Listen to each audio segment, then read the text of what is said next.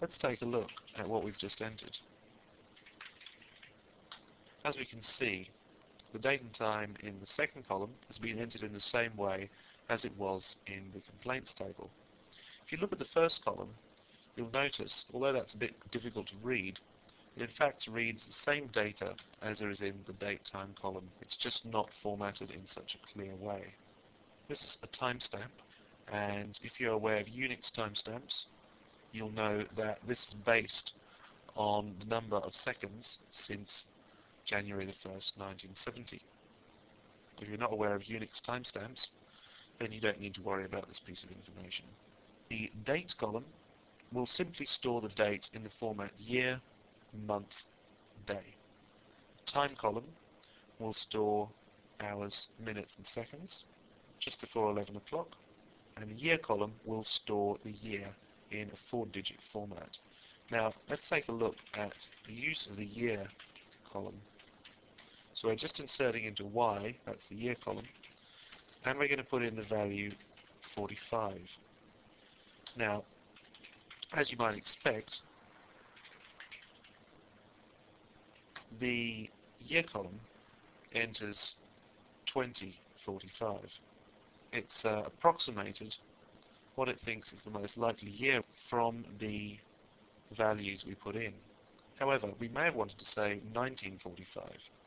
So that creates a bit of confusion.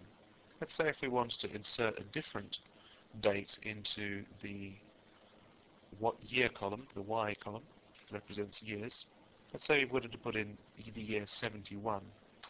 Now this time, the 71 date would have been interpreted in the 20th century, that is 1971.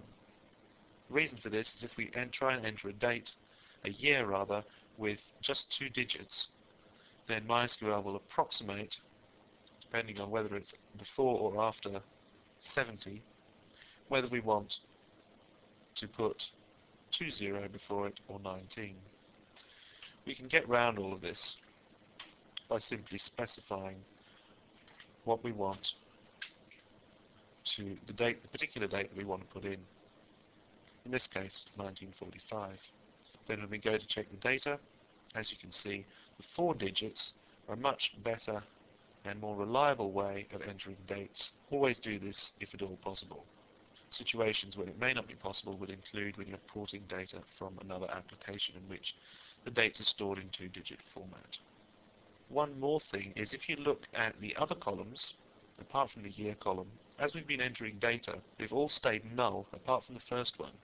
Now this is because the timestamp column will automatically be updated with the current time and date, just as if we'd have specified that the function now should be inserted into the timestamp column.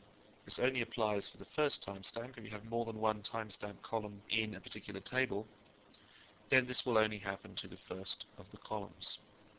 You can get around this by, say, if you wanted to store a date and time in the timestamp format, and then you wanted to make a change to that particular row, but you didn't want the timestamp column to update, then you can get around that by simply setting the timestamp to its own value. This may seem a little strange, but it's a good way of keeping checks on when a row was last modified.